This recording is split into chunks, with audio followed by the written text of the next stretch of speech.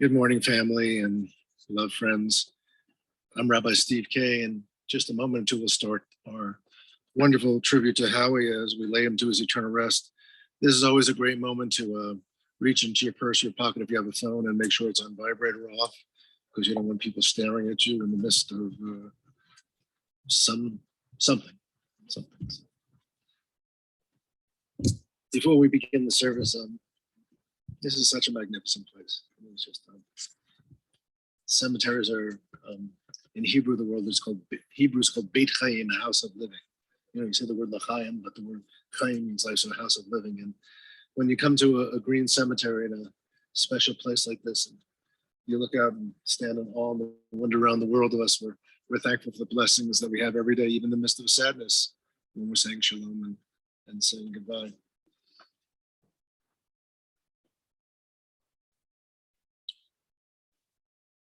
I begin our service with a reading from the book of Isaiah.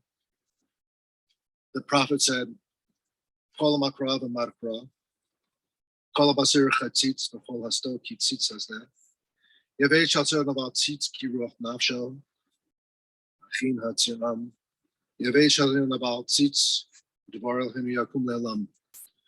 A voice says, cry out, and I say, what shall I cry? All flesh is glass, all its beauty is like the flower of the field. The grass withers, the flower fades when the wind of the Lord blows upon it. Surely the people of the grass withers, the flower fades, but the word of our God shall endure forever. I often say when we're at some of the other Jewish cemeteries that if you look around, you might be able to see the hills or see the mountains, but I don't need to even frame it in that context because we're surrounded by them.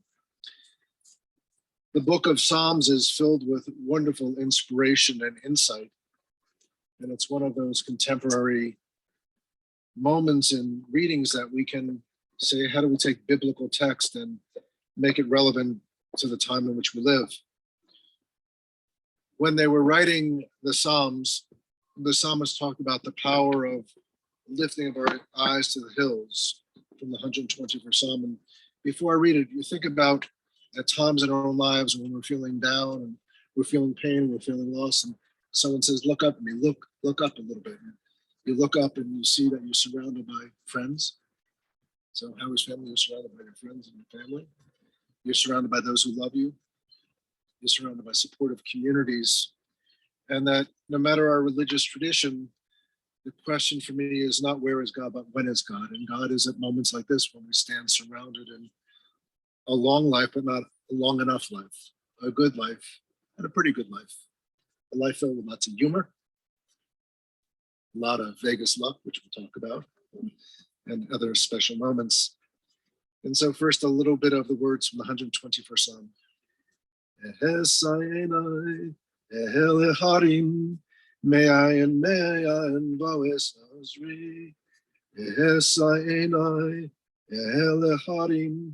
Me'ayin yavo esri. Ezri me'im Adonai oseh shemayim. Al yitain lamut u'greg lecha ayinum shomrecha. Hine lo yunum b'lishan shomer Yisrael. Anayt shmercha, anayt tzilcha mincha. Yemem ha'shemesh lo yokeka baruch b'lala. Mishmor mikol ra shemor nafshecha. Tsecha bo'echa. Yitzav yod olam. I lift up mine eyes to the hills. Where does my help come? My help comes from God and from those who stand around me in moments of sadness and joy, in moments of pain, in moments of exaltation. God will not let your foot be moved. God who keeps you neither slumbers nor sleeps. Behold, God who keeps Israel will neither slumber nor sleep. God is your keeper. God is your shade on your right hand. The sun will not smite you by day, nor the moon by night. God will keep your going out. God will keep your life and your memories as we gather forth at this time and forevermore. Who shall ascend the mountain of God and who shall stand in God's holy place? This man that has clean hands and a pure heart, who has not taken God's name in vain, who has not sworn deceitfully. This man that works uprightly and works righteousness and speaks truth in his heart. That has no slander upon his tongue, nor does evil to his fellow, nor takes up reproach against his neighbor. Happy is this man who greatly delights in the joy and blessings of family and friends and community. Unto the upright, He will shine as a light in our darkness. And as we find new light, as we come our way, gracious and full of compassion and full of graciousness. Only I've met Howie when we stood in this place in 2018, as we lay to eternal rest, your beloved mother, grandmother, mother-in-law, and friend, as we lay Carol to rest. We assembled and we thought about the power of her life and the blessings of the two and to come. And as children, we aren't always sure. We know that at one point, mom will die, or dad will die, or both will die. We're left being orphans. And often we think about that term. Often we think a small child who looks up and I'm lost. And you can be small, and you can be big, you can be tall, but when both mom and dad are dead, you are an orphan. And so how do you find your way? And you find your way, as I said at mom's funeral, Carol's funeral, that it's the power of community and the power of friends, the power of being siblings. Even Vanna gave you the I for all of you in the ending of your last name, the power of a name that joins you together. And so thinking about how I chose this selection by a woman by the name of Zelda, who's an Israeli poet, but she ends it with an A. And she writes in Hebrew first, L'chol ish yesh shem shenatan lo Elohim, v'natnu lo avi v'imo. L'chol ish yesh shem shenatan lo, k'moto v'em v'yivo. Each person, every one of us, we have a name. We have a name given by God and given by our mother and our father, called by our children and called by our grandchildren, called by our friends. We each have a name given by our stature and smile and given by our attire. We each have a name given by the hills and given by the walls. We each have a name given by the stars and given to us by our friends. We each have a name given by our sins and given by our yearnings. We each have a name given by our enemies and hopefully a better name given by our love. We each have a name given by our celebrations and given by our work. We each have a name given by the seasons and given by our blindness. We each have a name given by the sea. And now we each have a name given by our death. From Indianapolis to Denver is an interesting kind of path. And so the poet Chaim Stern said, birth is a beginning, and death is a destination, and life is a journey. From childhood to maturity and youth to age, from innocence to awareness, and from ignorance to knowing, from foolishness to discretion, and then perhaps to wisdom. From weakness to strength, or strength to weakness, and often back again. From health to sickness, and back we pray to health again.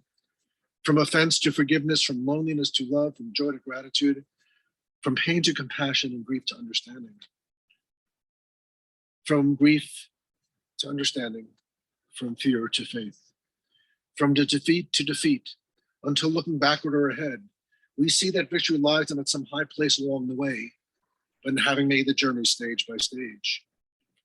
Birth is a beginning, and death is a destination, and life is a journey, a sacred pilgrimage to life everlasting.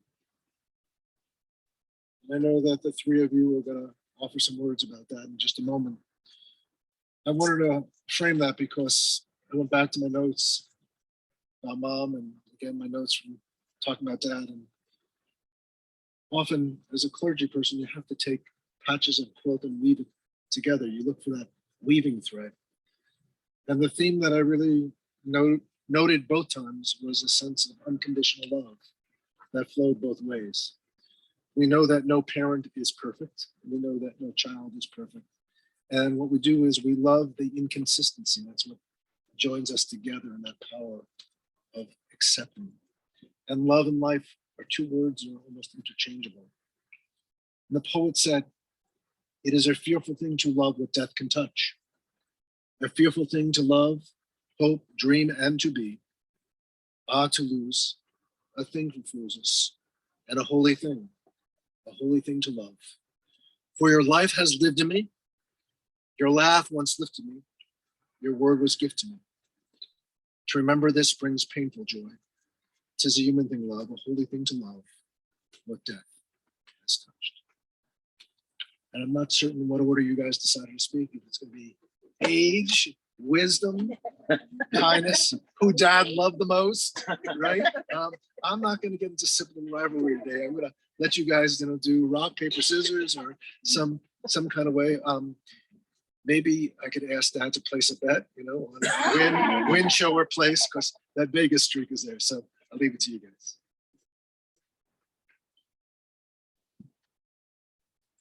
Compromise.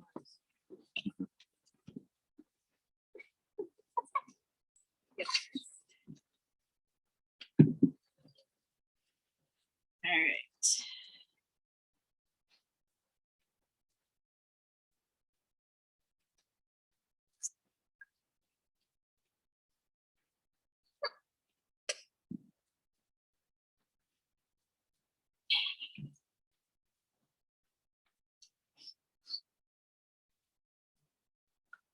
Dad, I'm going to keep this short and sweet, just like you.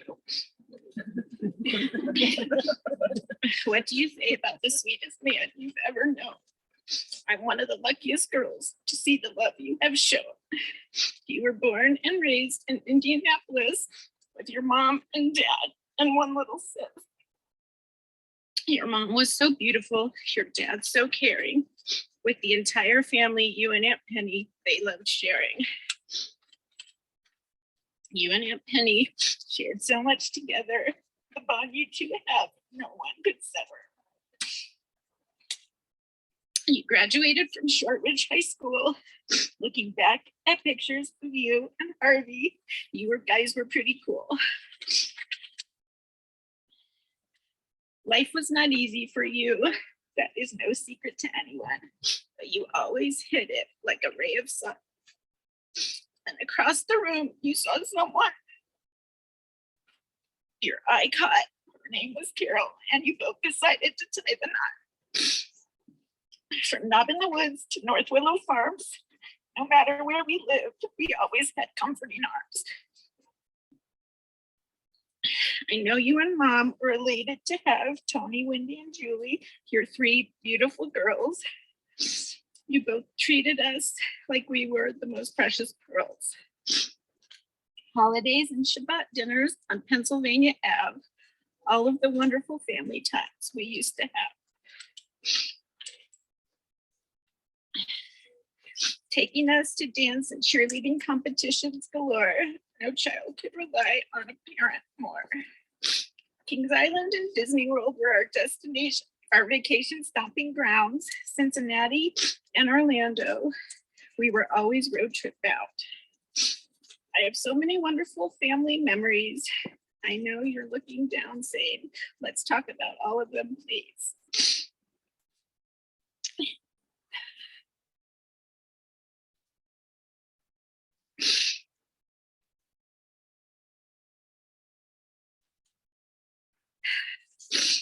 Your family grew larger over time with 3 granddaughters and 3 grandsons.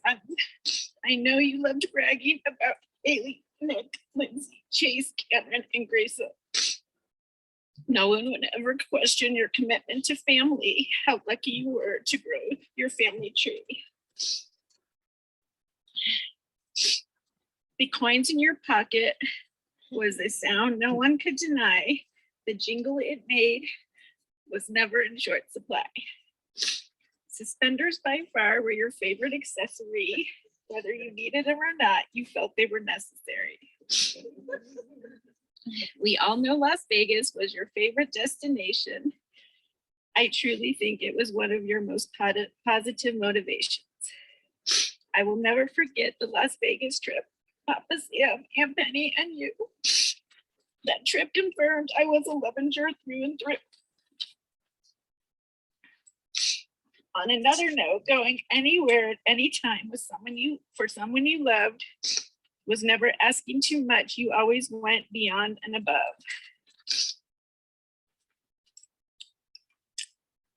You showed me how to be patient and kind, a better person no one could ever find.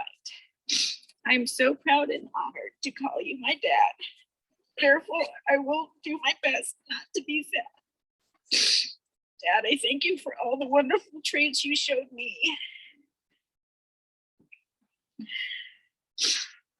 I will use them to be the best person I can be, just like you. I love you.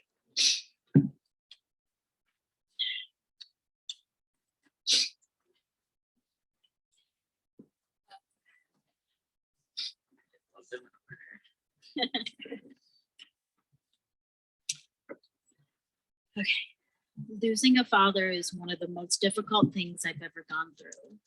As I am standing up here today, I realize how fortunate I was to have him as my dad. My dad was truly one of the kindest, sweetest, most understanding men you will ever know. I will always cherish every memory I had with my dad and know he is smiling down on all of us.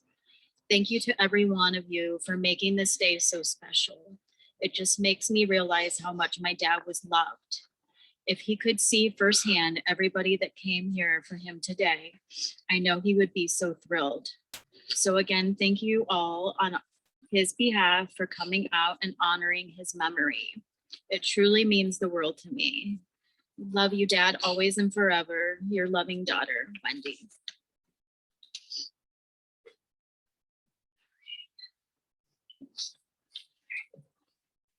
We want to thank you all for coming out today to honor our dad.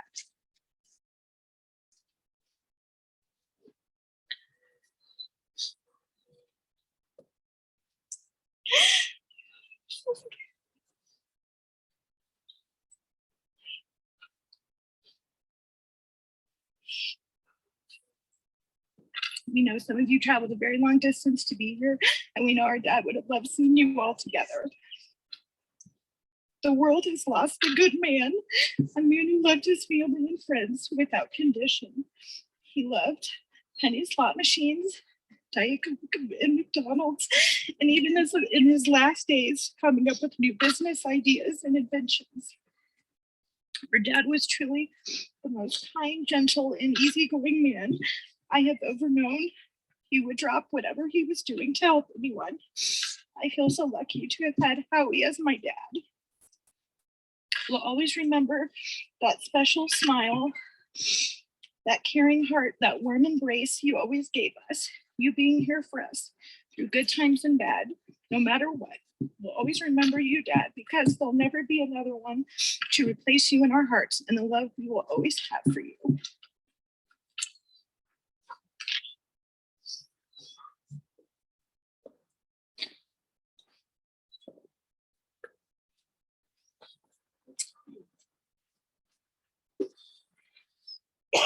If you're a movie fan, some of you may remember the Mel Brooks movie, History of the World Part 1. Some of you. And Mel Brooks is at the top of the mountain being Moses, and he comes down, and he's got 15 commandments, and he trips, and he says, oops, 10 is enough. So, but in the first 5 commandments, one of them is the 5th commandment, which is called Kabed et avicha v'et imecha, to give honor to father and to mother. And so as you beautifully laid your mother to eternal rest, and now your dad, you are fulfilling that notion of kavod.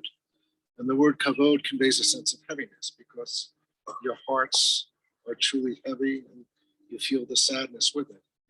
And so that heaviness stays with you because it's an indelible mark that you leave. And so we think about just the blessings of Howie's life. And let me just address the family, make sure I have everyone that Tony and Blake and Haley and Nick and Lindsay, and Wendy and Grayson, Julie and Matt, Chase and Cameron, Sister Penny and Ron and Jamie and Alice and Carrie and good friend Harvey and Jojo, who are all with us. I think I have the key people if I listened correctly.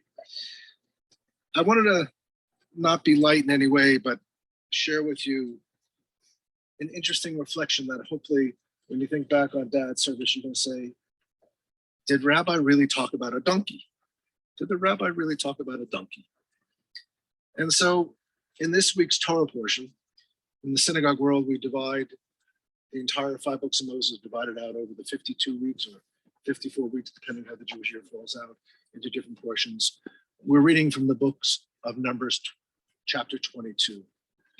And there's an interesting king in the nation of Moab, and his name is Balak.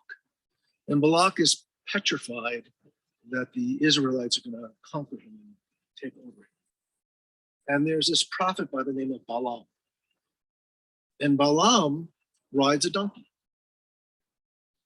And Balak commands that Balaam curse the Israelites and praise the Moabites so they win the war. And so Balaam sets out on this journey, and he's riding the donkey, and the donkey just stops in the middle of the road. And Balaam is getting angrier and angrier and whipping the donkey. And the donkey turns to him and speaks. And this is a donkey who talks. So you can play with lots of metaphors here. And he says, "Don't you see the angels in front of us?" And he says, "What are you talking about?" He says, "There are two angels in front of us with fiery swords, and we're not supposed to go any further.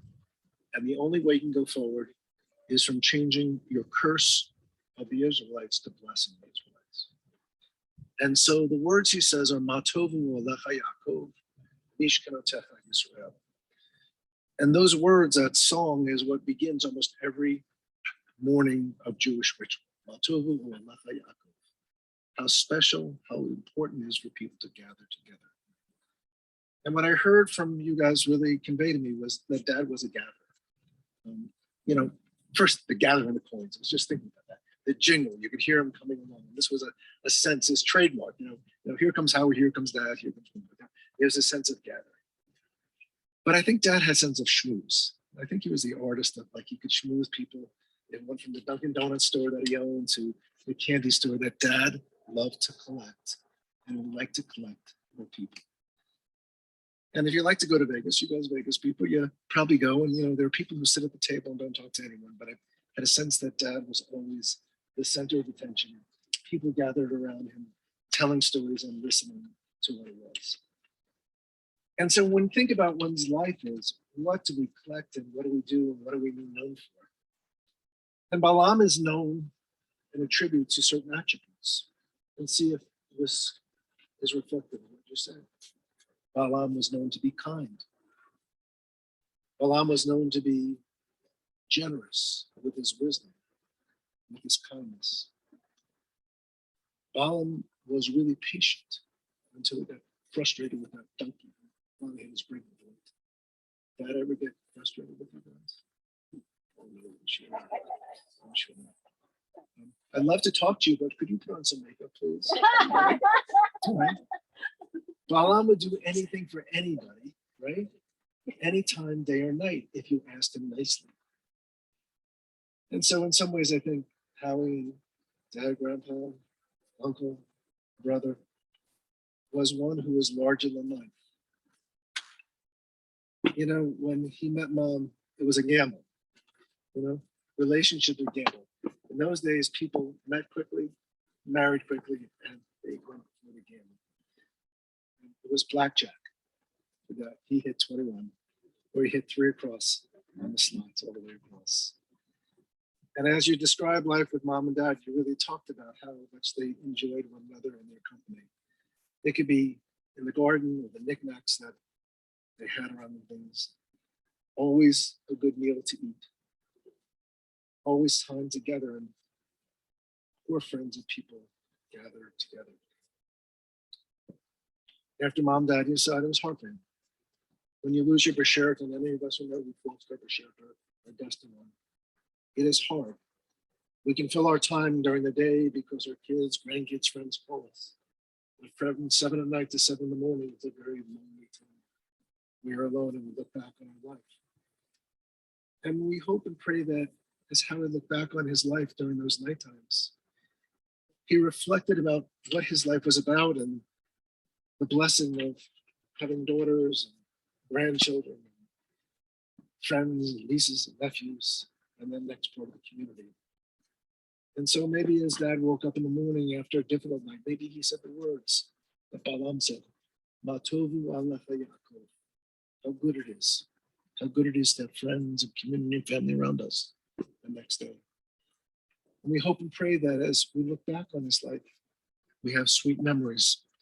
We hope that When we go to Vegas and not in Vegas, we always have his good luck, his good days, the days of seeing those 7 straight across or 3 cherries coming each way.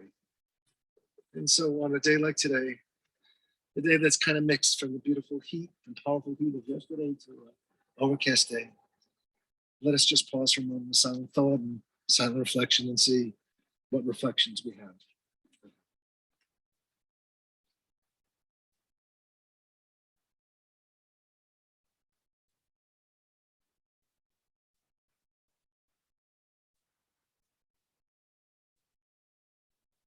In a piece of text, it tells the story of 2 ships that were sailing near the shore.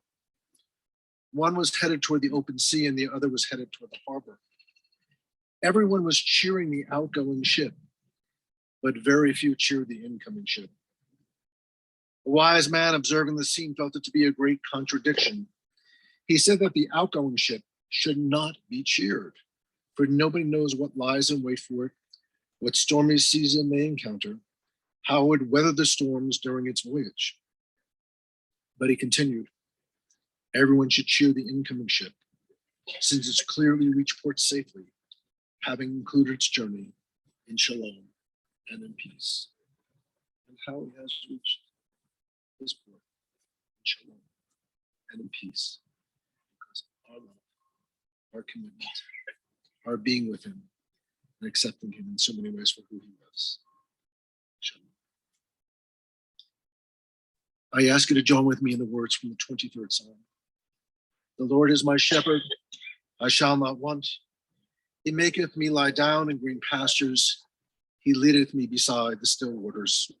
He restoreth my soul. He leadeth me in the paths of the sake for his name. Even when I walk in the valley of the shadow of death, I shall fear no evil. For you are with me. With rod and staff, you comfort me.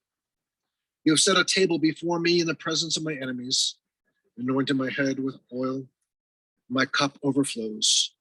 Surely goodness and mercy shall follow me all the days of my life, and I shall dwell in the house of the Lord forever. At the rising of the sun and its going down, we remember Howie. At the blowing of the wind and chill of winter, we remember Howie. At the blueness in the skies and the warmth of summer, we remember Howie. At the rustling of leaves and the beauty of autumn, we remember him. At the beginning of the year and when it ends, we remember him. When we take a trip to Las Vegas and we do well or not so well, we remember him. When we are weary and need of strength, we remember him. When we're lost and sick at heart, we remember him.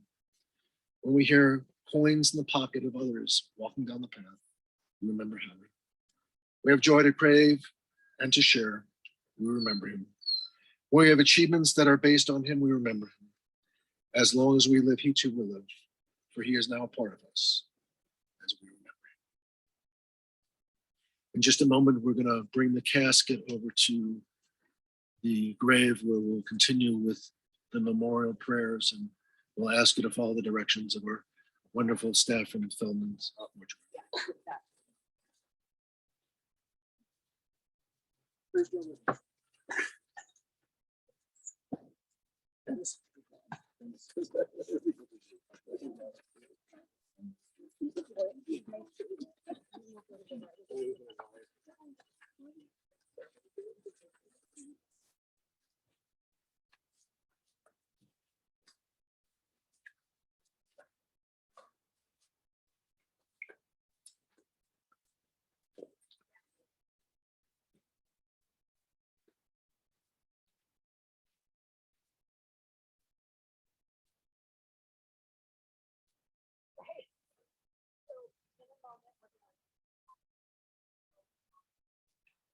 I like the thing about Indianapolis because of Beth Authentic, where rabbis Sandy and Dennis Sasso were for many years, and I know that you guys, had a connection.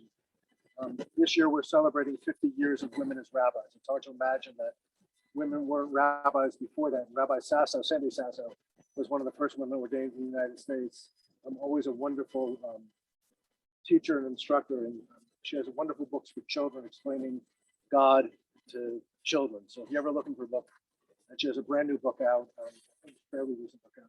So I take great pride in having them as colleagues. And Rabbi Dennis Sasso has always been a leader in interfaith and community activities. And so when we lay people to their eternal rest, we think about that,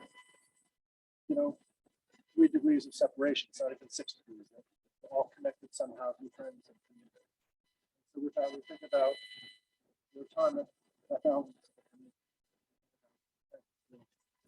memories.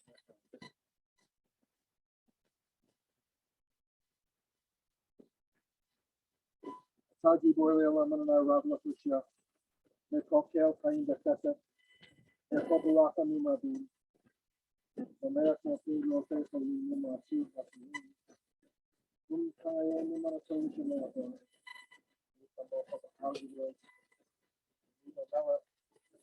Nala Filipi Kayu Machia Fishia, Marika Kandan, Kafina Kayu.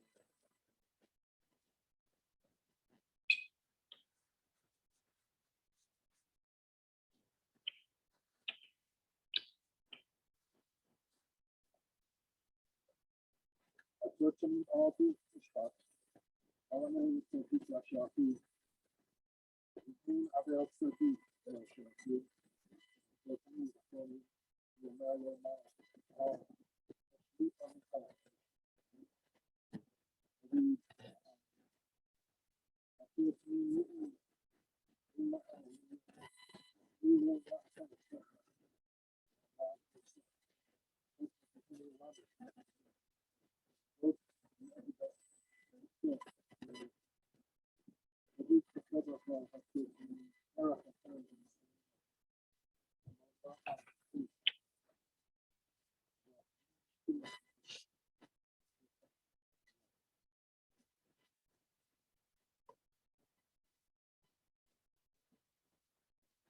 Dust returns to earth as it was, but the pure spirit returns of the God who did it. May the soul of Holly be bound up in the bond of eternal life. And from God we ask to be present with those in life, to strength to those who guard us. The merciful God, bless one refuge, and others in the shadows of the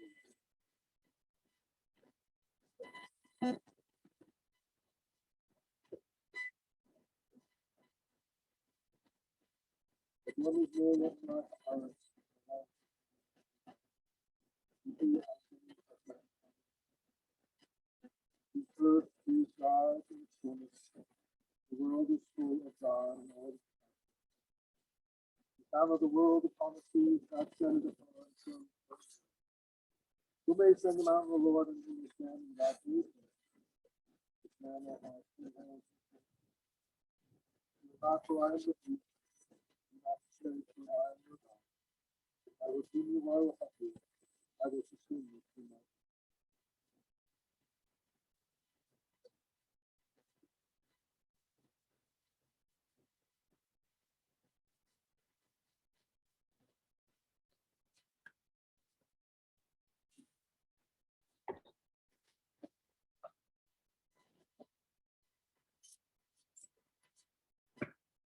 I'll make a roll shalom into this place, which is God.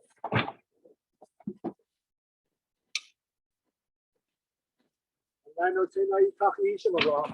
The Lord deals in what takes place to God's will.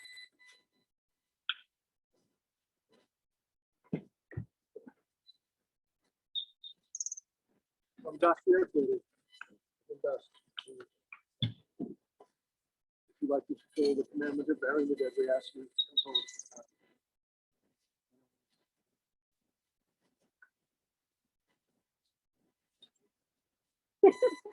Hold on.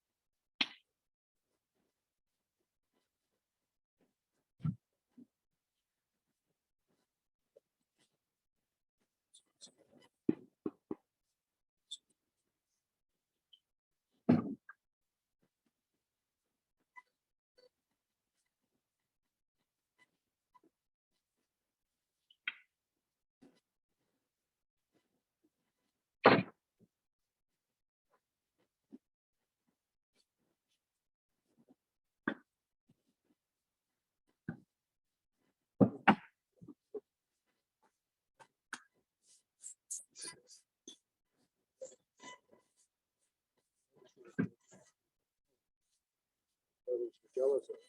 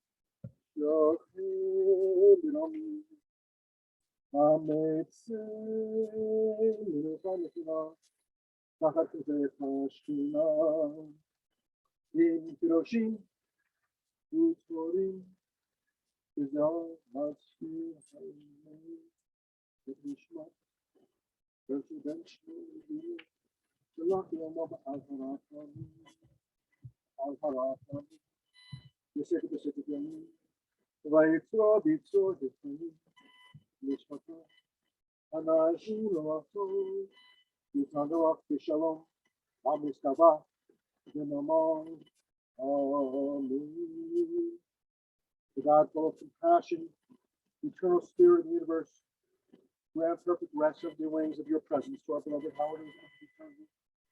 Master of mercy, may this loving, kind, and person who loved life and refuge within the shadow of your wings. Let his soul be bound up with his beloved with his situation. And to be bound up in the bond of eternal life, the eternal God is the inheritance. May he rest in shalom, let us say. Words from our tongue, lift it up, lift it up.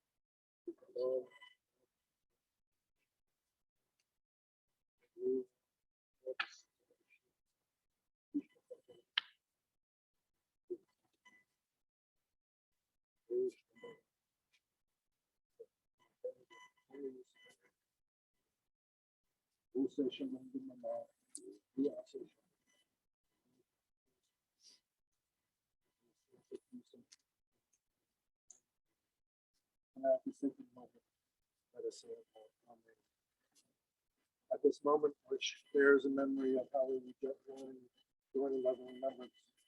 Link has bound us together, yet strong friends at home. Eternal God, we give thanks for the blessings of his life, of his adventures, sweet memories of childhood, turnings together. May his soul be bound up in the bond of eternal life, where we think of sweet times and good times together. May they give us strength.